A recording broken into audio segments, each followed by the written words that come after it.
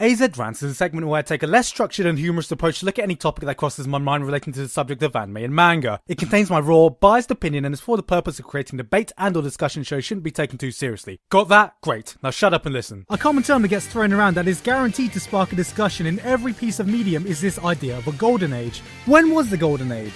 What period of time really defined the point of a medium where there was the highest density of consistently high quality work coming out? For gaming, you have times like the 16-bit era or the mid-90s when gaming first started to gain notice in the mainstream. For movies, you have the late 70s to mid-80s at the prime of New Hollywood, or even back to the 1930s, which was arguably the birth of cinema. But what about anime? Anime has been around for quite a while since its birth at the end of World War II, and has since gone through many changes and significant periods that have changed what anime is. But when can we say there was an era where there was great anime after great anime being churned out one after another that really defined the generation? Well, it honestly depends on what you define as a golden age. The golden age, as it sounds, is often regarded as a peak era of a medium which could have various defining factors, but for most people I would assume it to be the time where there was not only great stuff coming out consistently, but also when it enjoyed a surge of popularity. Or to put it in simpler terms, people's favourite period in anime.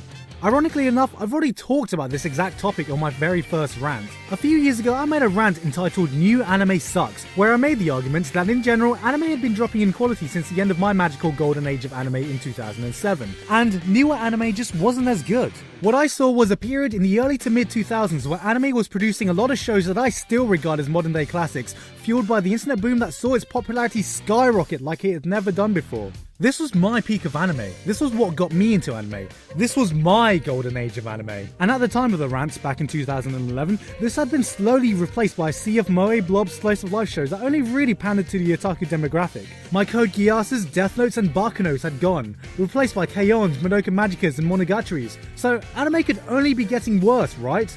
The golden age of anime had come to an end, right? Now, listen carefully, because this next sentence is a line I rarely say, and I'm not sure when you guys will hear me say it again. I'm sorry guys, I was wrong. I was wrong. Or at least, I've come to completely change my stance on this topic within the 4 years since I made that video. Hell, I am only human after all. What I've come to realise is that the reason I regarded it as the peak of anime was honestly because, well, that's the era that got me into anime. It has my favourite shows. It was my golden age of anime. For a lot of the older guys who got into anime in the mid-90s with the advent of cyberpunk sensations such as Akira and Ghost in the Shell, they generally regard that era as the golden age of anime. Why? Because that was the time that they discovered anime, and these trends were the things that got them into the medium. It was their golden age of anime. But we also have the 80s, with the start of the overly muscly, overly powered shonen fighting genre. Is that the golden age of anime? What about the late 70s with the age of the space opera and the start of Gundam? Was that the golden age of anime? Or how about the actual birth of anime in the 1960s?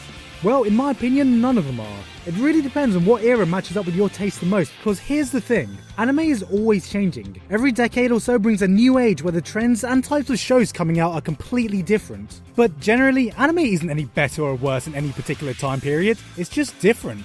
Sure, there will be stronger years than others, but at the end of the day, your golden age will most likely depend on your taste or the time period when you got into the medium. Right now, I've been an anime fan for so long that I've witnessed the birth of a whole new generation of fans right under my nose. With the invasion of the moe slice of life trend in the last half decade, the explosion of social media and the development of high quality online streaming platforms, there is a whole new group of fans getting into anime in totally different ways, watching totally different things. I've come to realise the fact that not everyone in this day and age would have got into anime the same way that I did. Rushing home from school so I can watch Dragon Ball Z as a kid on Toonami. Being blown away by the spaghetti western classics such as Cowboy Bebop, Outlaw Star and Trigun on Adult Swim. Remembering when fan subs were filled with an overabundance of translator notes and weeaboo lingo, hard-coded into AVI formats, because you know what? That was my era of anime. The new era has not only started, but has been running for a while. You talk to people now and you hear the stories about how Madoka Magica lit the fire to their anime love, how watching the cute girls on K-On! Gave them the light break they needed in life, or how the newest wave of fans discovered Attack on Titan on the weekly Crunchyroll simulcast and have never looked back since. So who's to say we're not in a golden age right now? Sure, the anime coming out is constantly changing, but in a way, that's what I love about it. There are still experimental and new stuff coming out every year, and even if something like Aku no Hana wasn't so well received in 2013, there have been experimental successes. Ping Pong the Animation, for its quirky looks, was one of the best shows to come out in 2014, and even though the franchise has been milked to death by now, it still boggles my mind how the Monogatari series became such a massive hit in the first place, considering it was so different. It's not only the anime coming out, but the relevant studios and the people behind them are not the same. There was a time when anything made by Studio Bones was a guaranteed contender for Anime of the Year and an absolute must-watch. When Production IG seemingly had infinitely deep pockets. When Gonzo churned out show after show with varying quality, and when Gainax made anything relevant. Now, ever since Kyoto Animation completely perfected the art of otaku pandering with the release of K-On!, there was a complete power shift. Ufotable have shown the world how gorgeous a TV series could look. A1 Pictures has risen to the powerhouse studio that are making something every season, and Shaft has made the act of tilting ahead into a bona fide art form. Not to mention, we are seeing a trend of the relevant people behind the bigger shows of the last era simply breaking off from the old studios and forming their own. Three of which, Studio Trigger, Studio Wit, and Studio Mappa, have between them made some of the most popular shows of the last 2 years. The entire anime landscape has changed into something almost completely different, but I guess that's just part of growing up. Times change, people change, you change, and the only thing you can do is just accept it and move on. But you never forget your roots and what it was like before. Maybe the reason my golden age was the period I got into anime was because of the nostalgia effect. Especially now when I look back at myself at a time when anime was still a new thing for me, I just remember how exciting it was. Everything was still new and fresh. I was discovering a new world through sugar-coated glasses, so of course everything would have been amazing. And right now, when I reflect back on that time, I still get the feeling of nostalgia, even if it might not have been as great as I remember it being.